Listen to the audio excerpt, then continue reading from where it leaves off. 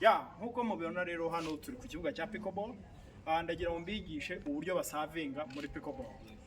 Pickleball itandukanye na tennis. Nkuko mubibona n'ubundi ikibuga cya pickleball gifitiyemo ibice bibiri. Ushobora gukina wenyine, umuntu umwe ashobora kuba ahagaze aha ariko akavaringa aha hose, ariko mushobora gukina muri babiri, umwe ahagaze aha undi ahagaze aha. Iyo rero usavinga, buri gihe service ya mbere itangirira iburyo. Service ya mbere itangirira iburyo. None iyo usavinga, ibirenge byawe bigomba kuba biri inyuma y'uyu murongo, kuko uyu murongo niwo uvuga ngo ikibuga kiri mwaha imbere, inyuma y'umurongo ni inyuma y'ikibuga. Iyo usavinga buri gihe muri pickleball, iyo usavinga nkuko muzi ko muri tennis basavinga gutya, umupira uza hejuru. Muri pickleball ho iyo usavinga ugomba gukubitira umupira munsi y'urukenyero rw'umukandara, munsi y'umukondo. Ntabwo ari kimwe na tennis ho bakubita hejuru. Ikindi, agapira kawe ugomba, hari ibyo bita drop serve, urakarekura. Ntabwo ushobora kugakubita hasi, ntabwo ushobora kugaterera hejuru, urakarekura gusa. Iyi niyo bita drop serve, then ukagakubitira hahandi, urekura ukagakubitira.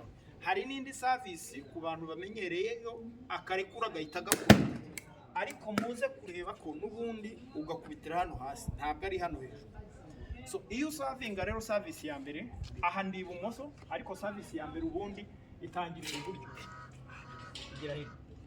Iyo usavinga, buri gihe ugomba kumakinga sure ko umupira usavinze, ugomba kugenda ukagwa muri diagonal hariya. Ntabwo ugomba kugwamo hano, hano ugomba kugwamo hano, ugomba kugwamo hariya h'ubururu, hariya h'ubururu. Uvuga ngo reka dusavinga. Uvuga ngo iyo usavinga nkuko nabivuze, ibirenge byawe bigomba kuba biri kuri iki gice, ntabwo bigomba kuba biri kuri iki gice. Niba usavingiye aha ngaha, ibirenge byawe bigomba kuba biri kuri iki gice, ntabwo bigomba kuba biri kuri iki gice. Ushobora gukandagira kuko ari hagati na hagati.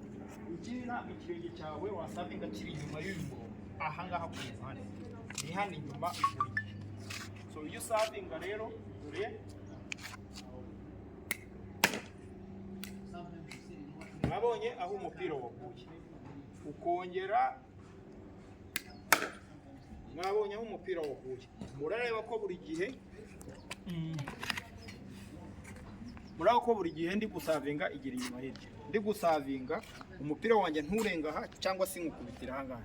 Ikindi muraba ko ntari gukubita hasi agapira cyangwa nkukubitire hejuru cyangwa ngo ngire gutya. Buri gihe iyi ni drop serve, ukagwamo hariya hirya. Hakaba ni service ya gutya, ntabwo kagiye buriya biba byishe, ariko umupira ugomba kugwamo hariya. So ndumva kuri service ari uko nguko. Uvuga ngo mwibuke ko batangirira hano iburyo, then n'ubumoso akasavinga gutya. So murakoze. Iyi ni Silent Home Pickleball Club i Kigali.